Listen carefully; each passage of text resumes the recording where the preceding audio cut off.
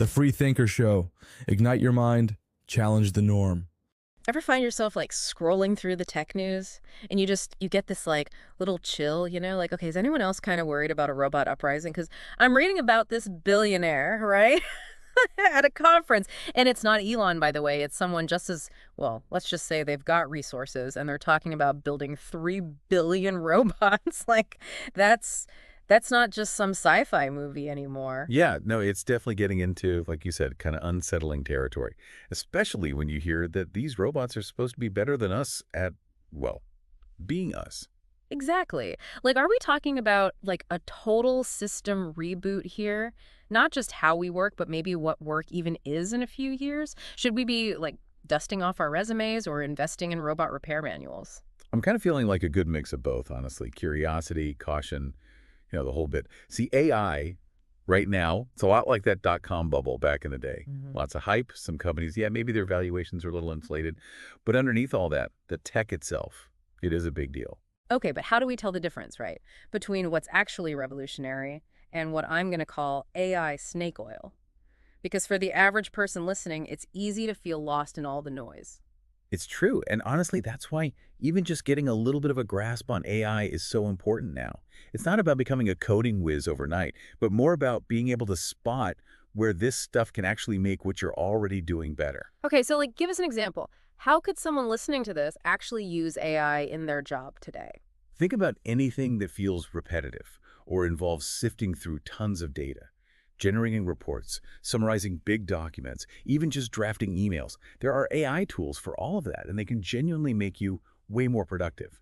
That makes sense, but then I think about that lawyer, right? The one who used AI for research and ended up citing a case that never even existed. Yeah. What about those kinds of risks? And that's exactly why having some expertise in-house, even for smaller companies, is so crucial these days. You don't need a whole department dedicated to it, but having even one person who gets it, who can spot the good opportunities and the potential pitfalls, that's invaluable. So let's say I am hiring for an AI-related role at my company. What should I actually be looking for?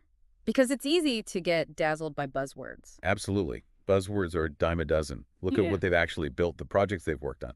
And even more telling, can they explain these really complex AI concepts in a way that even like your grandma could understand? That's a good sign. Solid advice.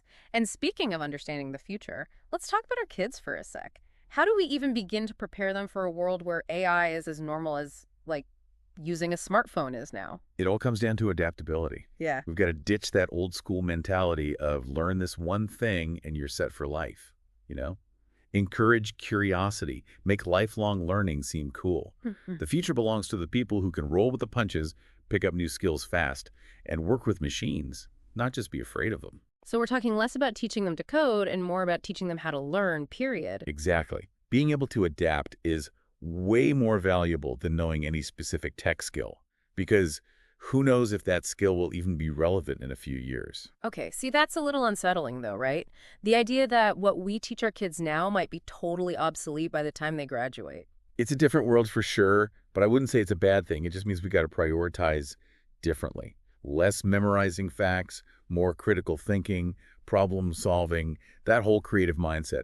Those are the skills that'll last. Okay, so we've talked about how AI could impact our jobs, our kids' education, but let's circle back for a sec to those companies that might be getting shall we say, ambitious with their plans, like that whole robot army thing we started with. Is there a genuine fear that we might lose control of this tech? Honestly, that's the million-dollar question, isn't it? Are we building these systems to empower humanity or to replace it? And the answer, it's not always so clear-cut. Some of these developers, it's almost like they're eager to hand over the reins. And that's got to be a little unnerving, right? This idea that we could be creating something that ends up surpassing us, maybe even making us obsolete. It's definitely a possibility, and one we can't afford to ignore. That's why the decisions we're making right now about regulation, ethics, even just how we as individuals choose to use AI, they all matter. A lot. So you're saying even something as simple as what websites I visit or what apps I download, that could influence the future of AI? 100%. Every click is data, and that data shapes how AI develops. It's like we're all voting on what the future looks like, whether we realize it or not. Okay, so if we want to make sure AI is a force for good, that it actually benefits humanity as a whole, where do we even start? Is regulation the answer? Regulation is definitely part of it. I mean, think about it. We regulate industries like pharmaceuticals, aviation, because they have the potential to cause serious harm. AI is no different. We need some safeguards in place. But isn't tech always like 10 steps ahead of regulation? By the time we actually manage to put rules in place, won't AI have already moved on? Sure, that's a valid concern, but it doesn't mean regulation is pointless. Look at self-driving cars, for example. We can build these AI systems with very specific limits, even give them the ability to refuse harmful orders. Hold on, so you're saying we can program an AI to say no, even to its owner? Exactly. Imagine an autopilot that can recognize and prevent unsafe maneuvers, even if the human pilot is trying to override it. Okay, that's both chilling and kind of amazing at the same time. It makes you realize AI safety isn't just about stopping robots from, like, turning evil. It's about making sure they're resilient, even when humans mess up, or worse. 100%. It's about anticipating the risks and building in those safety nets from the ground up. Which brings up another question. What about other countries, particularly China? We know they're investing heavily in AI, but their values, their ethical considerations, they might not always align with ours. How does that impact the global AI landscape? It's a crucial question. And while it's true that China's approach to AI is different from, say, the West's, maybe less emphasis on individual privacy, more on centralized control. They're still very aware of the potential risks if this tech goes unchecked, right? Precisely. Remember that story about Elon Musk and those Chinese officials? Yeah.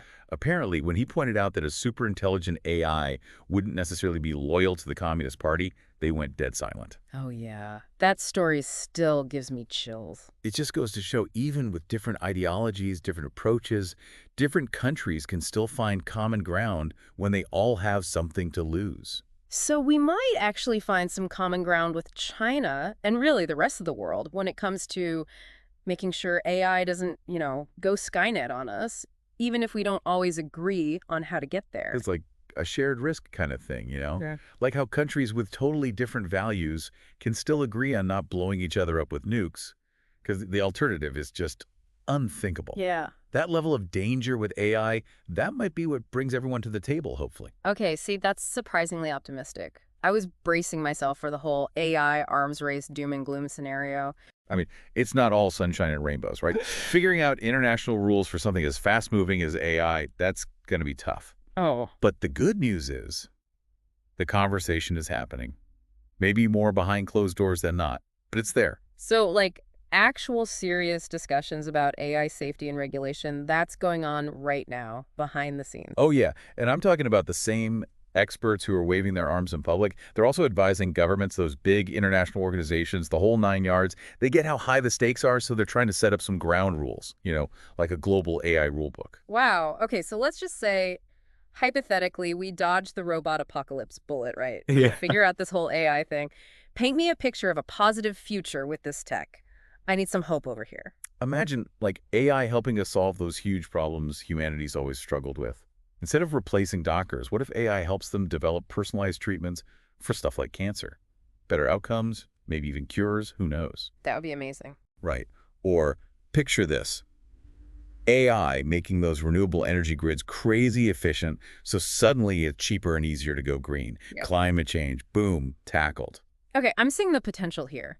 It's not just robots taking our orders. It's about using their processing power to tackle problems that have been way too big for us to handle on our own. You got it. And don't forget about education, right? What if every kid had an AI tutor, basically?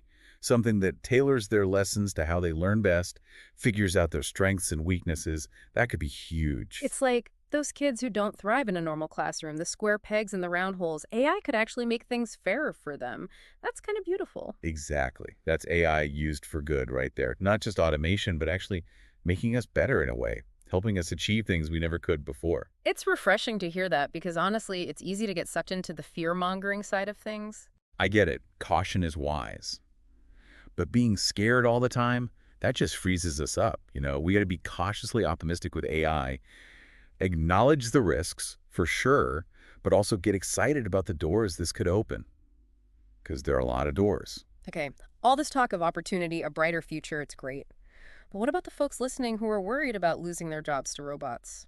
That fear is real, it's valid, right? 100% valid, and something we got to address head on.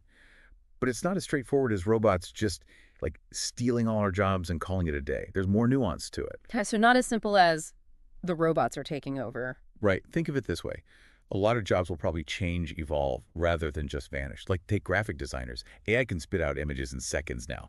Crazy, right? But human creativity, that artistic vision, is even more important now to guide those tools, make them really sing. So instead of freaking out about becoming obsolete, folks in those kinds of jobs should be thinking about how to use AI to, like, level up their existing skill set. Exactly. That's the mindset shift we need. Embrace the learning curve, adapt to the new tech, and play to those strengths that only humans have. Give us some examples. What are those uniquely human skills? Hit us with them. Critical thinking, solving those really complex problems, emotional intelligence, the whole bit. Creativity, adaptability, being able to think on your feet, those are gold in an AI-driven world. Those are what employers will be looking for. Makes sense. It's not us versus them. It's about figuring out what we bring to the table that machines can't replicate and leaning hard into that. Nailed it. The future of work. It's not about us versus them. It's about figuring out how to work with them. So in this future we're talking about, where AI is everywhere, like woven into our lives, what's the biggest thing you want our listeners to remember? The one takeaway you want them to walk away with? That's easy. We are more empowered right now as a species than we've ever been in all of history. That's a bold statement, especially with all this uncertainty around AI. But think about it. We've got access to more information than ever. Tech is advancing faster than we can keep up with, and we can communicate, collaborate with anyone on the planet instantly. That's nuts. But with great power comes great responsibility, right? You know it. We have to use this power wisely. Think about the ethics of what we're building and make damn sure this tech creates a better future for everybody, not just a select few. This is a make-or-break moment for humanity. No pressure. I've got to say, after this deep dive into AI, I'm feeling, well, a lot of things. Cautious, definitely, but also hopeful. There's excitement in there too, you know, like the possibilities are kind of dizzying. It's a lot to take in, but that's what makes it so interesting, right? We're on the edge of something huge here. It's up to us to figure out what we want that something to be. So how do we do that? How do we make sure AI is a force for good, that it actually benefits all of humanity? Where do we even begin? It starts with understanding, plain and simple. The more we all know about AI, the better we'll be at making smart choices, pushing for responsible development, and shaping where this whole thing goes next. So it's not just on the engineers, the coders, the techie people. It's on all of us. 100%. This is a conversation that needs to be happening everywhere. Mm-hmm. Our homes, our schools, our workplaces, even in our governments. Okay, so we've got regulation, education, individual responsibility. What about the folks who are maybe feeling a little overwhelmed right now, like, I don't have a tech background, how can I even contribute to this? What do you say to them? Love that question. And the answer is simpler than you might think. Stay curious, stay in the loop, and never be afraid to ask questions. Just like we're doing right now on the show. Exactly. This has been incredibly insightful. Any final thoughts before we wrap up this episode of The Deep Dive? You're right, it is. It's like that saying, something like, if you want to know the future, go create it, or something. Yeah. And it is on all of us, whether we're like coding the algorithms or just using AI in our daily lives. Exactly. Every click, every swipe, every time you ask Siri to settle an argument, that's all data, right? And it's all feeding back into the system, shaping what AI becomes. It's like, yeah, we're all steering the ship together, so we better make sure we're cool with where it's headed. That's a powerful way to put it. So as we wrap up this deep dive, any final words for our listeners out there? What's that one big takeaway you want them to hold on to? Don't tune out of the AI conversation just because you don't think of yourself as a tech person. This isn't just about lines of code and robots, you know. It's about the future, period. Our values, the kind of world we want to live in, all of it. It's about agency, right? Like we were talking about before. It's not being a bystander. It's about realizing we actually have a say in how this tech shapes our world. 100%. Stay curious, stay informed, and most importantly, stay engaged. The future of AI, it's not a solo mission, it's a group project. Everyone's invited. Couldn't have said it better myself.